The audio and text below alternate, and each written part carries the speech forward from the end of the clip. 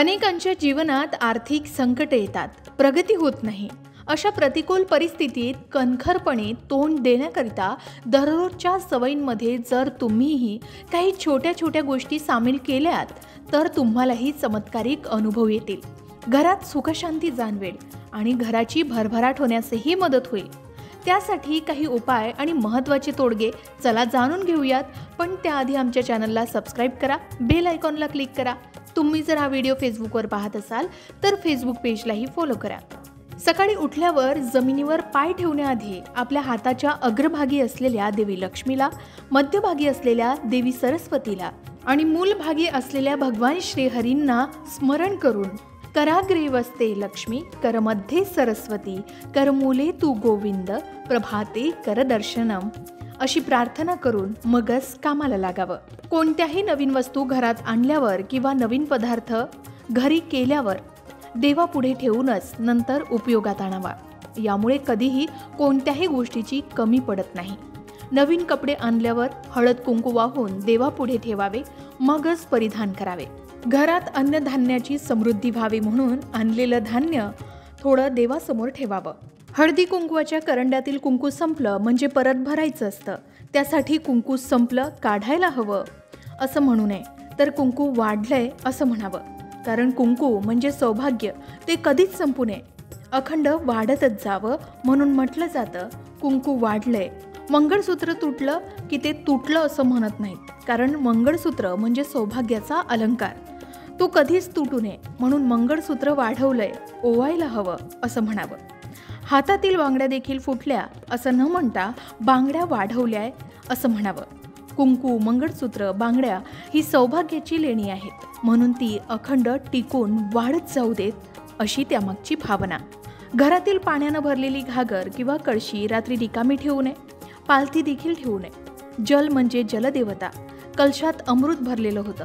आपण कलशात जलरूपी अमृत भरून ठेवावं. यामुळे देवी लक्ष्मी कलशात वास करते. लक्ष्मी घरात कायम टिकून राहते. म्हणून थोडं तरी पाणी कळशीतील घागरीत भरून ठेवावं. याचबरोबर रात्री दूध सुद्धा थोडंसं तरी राखून ठेवावं, कारण दूध सुद्धा देवी लक्ष्मीचं प्रतीक मानलं जातं. कोणत्याही महत्त्वाच्या कामाला जाण्याच्या दिवशी उगवत्या सूर्याला 1 मिनिटं त्राटक करावं. या त्राटकामुळे डोळ्यात काही तास का होईना दिव्य तेज निर्माण होतं. ज्या व्यक्तीकडे आपलं काम आहे त्या व्यक्तीच्या नजरेस नजर देताच या दिव्य दृष्टीनं अगदी अशक्य गोष्टीही शक्य होतात. कोणत्याही शुभ कार्याला घरातून बाहेर पडताना प्रथम देवाजवळ प्रार्थना करावी, तुळशीचं दर्शन घ्यावं आणि तिला स्पर्श करून तिच्या उजव्या बाजूनं घराबाहेर पडावं. घरातून कामानिमित्त बाहेर पडताना पुरुष मंडळींनी शर्टच्या वरच्या खिशात थोडे तरी पैसे नक्की ठेवावे. मोकळ्या खिशानी कधीही घराबाहेर पडू नये, कारण पैसा पैशाकडेच जातो हे शाश्वत सत्य आहे. महिलांनी सुद्धा घरातून कामानिमित्त बाहेर पडताना जवळ थोडे तरी पैसे नेहमी बाळगावे. याचबरोबर ओम नमो भगवते वासुदेवाय हा मंत्र रोज 108 वेळा म्हटल्यास व्यक्तीचे इच्छित कार्य मनासारखे पूर्ण होतात. याचबरोबर आईने हा मंत्र मुलांसाठी म्हटल्यास मुलांच्या दृष्टीने चांगले परिणाम दिसून येतात. त्यामुळे मुलांची प्रगतीही होते. मुले नीट वागण्यासाठी नवनाथ भक्तिसार याचा 5वा अध्याय घरात दररोज संध्याकाळी 7 नंतर पालकांनी वाचावा. यामुळे मुलांच्या वर्तवणुकीत वेगळेपणा जाणवू लागेल. घरात नवीन केरसुनी आणल्यावर तिची हळदी कुंकू लावून प्रथम पूजा करावी. अन्न पाणी अर्पण करावं, मगच ती वापरावी. तिला पाय लागणार नाही याची दक्षता घ्यावी. कोणत्याही मंत्राचा जप करताना गळ्यात घालण्याची माळ जपासाठी वापरू नये. जपासाठी असलेली माळ गळ्यात घालू नये असा शास्त्र संकेत आहे. याचबरोबर शंख हे देवी लक्ष्मीचं आयुध आहे. देवी लक्ष्मी यात वास करते असं म्हणतात. त्यामुळे दररोज नित्यनेमाने शंखाचं पूजन करावं. शंखाच्या पूजनानं अप्राप्त लक्ष्मी प्राप्त होते आणि प्राप्त लक्ष्मीचं चिरकाल संरक्षण होतं. शिवाय रोज सकाळी घरामध्ये शंखनाद करावा. यामुळे घरातील वातावरण पवित्र आणि प्रसन्न होतं. याचबरोबर रोज सकाळी पूजा झाल्यावर घरात न विसरता शंख फुकला तर घरात वास्तव्यास असलेली अलक्ष्मी म्हणजेच देवी लक्ष्मीची मोठी बहीण घरातून काढता पाय घेते आणि घरात देवी लक्ष्मीचं कायम वास्तव्य असतं. कोणत्याही मंत्रजापाला प्रारंभ करण्यापूर्वी माळेचं प्रथम पूजन करावं. प्रथम कपाळाला, नंतर डाव्या उजव्या डोळ्याला स्पर्श करून माळेला वंदन करावं आणि नंतर जप सुरू करावा. आर्थिक व्यवहार करताना, पैसे घेताना नेहमी उजव्या हाताने देण्यास सांगून आपणही उजव्या हातानेच घ्यावेत. पैसे मोजताना नोटांना थुंकी लावून मोजणं हा देवी लक्ष्मीचा अपमान मानला जातो. त्यामुळे देवी लक्ष्मी रुसून निघून जाते. याचबरोबर पोथींची पानं, ग्रंथांची पानं बोटाला थुंकी लावून उलटू नये, हे सुद्धा अशुभ मानलं जातं. याचबरोबर रविवारी हातापायाची नखं कधीही कापू नयेत. घरात नको त्या ठिकाणी नखं सांडू देऊ नयेत. त्यामुळे घरात दारिद्र्यता येते. नखे कधीही मंगळवारीच कापावीत. कापलेली नखे एका पुढीत बांधून कुत्रे जाणार नाहीत अशा ठिकाणी टाकावीत. यामुळे देवी लक्ष्मी कायम स्थिर असते. वारंवार घरातील सोनं विकावं लागण्याची वेळ येत असेल तर गुरुपुष्यामृत योगावर सोनाराकडून किमान 1 मिलीग्राम सोनं न विसरता पोटाला चिमटा घेऊन का होईना विकत घ्यावं. पुरेसं सोनं जमा झालं की नंतर पत्नीला एखादा दागिना करावा. गुरुपुष्यामृत योगावर खरेदी करण्याचं कारण असं की ते विकायची वेळ कधीच येत नाही. त्यामुळे देवी लक्ष्मी घरात कायम स्थिर राहण्यास मदत मिळते.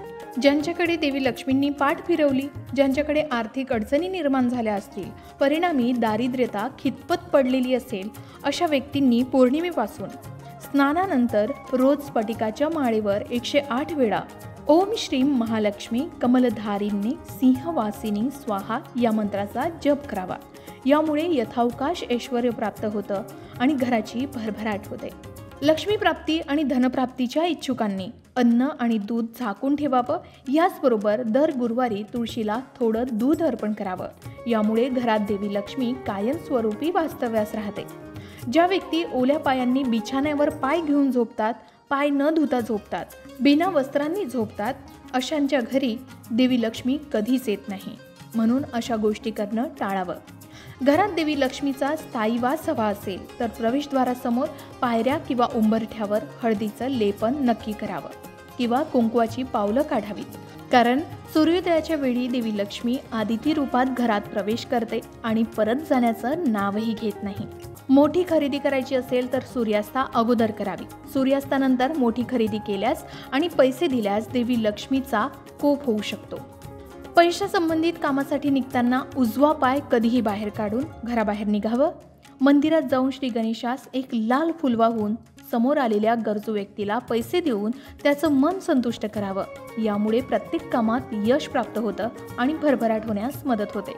कर्जातून मुक्ती हवी असेल आणि आर्थिक संकटापासून मुक्ती हवी असेल तर कोणत्याही महिन्याच्या शुक्ल पक्षातील पहिल्या गुरुवारी कोणत्याही सुहासिनीला घरी बोलावून तिला सुग्रास अन्न खाऊ घालावं. तिची शक्य असल्यास खना नारळानं ओटी भरावी. फुलांची वेणी देऊन बांगड्या, हळदी कुंकू, सौभाग्याचे अलंकार भेट म्हणून द्यावेत. असं सलग 5 गुरुवार केलं तर हळूहळू आर्थिक तणावातून मुक्ती मिळण्यास नक्कीच मदत होईल. याबरोबरच कर्जातूनही मुक्तता मिळेल. व्यवसायात वृद्धी होत नसेल, व्यापार मंदावला असेल किंवा बंद पडला असेल किंवा भांडवल असूनही व्यापार होत नसेल, व्यवसायात वृद्धी होत नसेल किंवा व्यवसाय चालत नसेल तर अशा वेळी व्यवसायामध्ये यश प्राप्त करण्यासाठी दररोज संध्याकाळी देवासमोर बसून विष्णू सहस्रनामाचा जप करावा. तुळशीपत्र वाहून ओम नमो विष्णवे नमः या मंत्राचा 108 वेळा जप करावा. यामुळे व्यवसायात हमखास वृद्धी होण्यास मदत मिळते. दिवसातून किमान 1 वेळा तरी घरातील सर्वांनी मिळून एकत्र जेवण करावं. जेवताना तरी कुठलेही वादविवाद घालू नये, अन्नाला नावं ठेवू नये. कारण आपल्या घरातील वास्तू, येथील वास्तुपुरुष दिवसातून तथास्तु असं सतत म्हणत असतो. त्यामुळे आपल्या घरात दुसऱ्या कोणाचीही दोष सांगणे, एखाद्याचं दुःख सारखं उगाळत राहणे किंवा दूध नाही, पिठलं संपलंय, आता जमणार नाही असे सारखे नकारात्मक शब्द बोलू नये. आणखी लागेल या शब्दाने घरातील एखादी वस्तू संपल्याचं सांगू शकता किंवा पटकन आणतो असंही सांगू शकता. यामुळे वास्तुपुरुष तथास्तु बोलले तर तुमच्या घराची कायम भरभराट होण्यास नक्कीच मदत होईल. तर अशा प्रकारे तुम्ही सुद्धा घराच्या सुखशांतीसाठी आणि घराच्या भरभराटीसाठी दररोजच्या सवयींमध्ये या गोष्टी नक्की सामील करा. त्याचे तुम्हाला चमत्कारिक अनुभव नक्की जाणवतील. अशाच प्रकारच्या माहितीपूर्ण व्हिडिओसाठी लोकमत भक्ती चॅनलला नक्की सबस्क्राईब करा आणि बेल आयकॉनला क्लिक करा.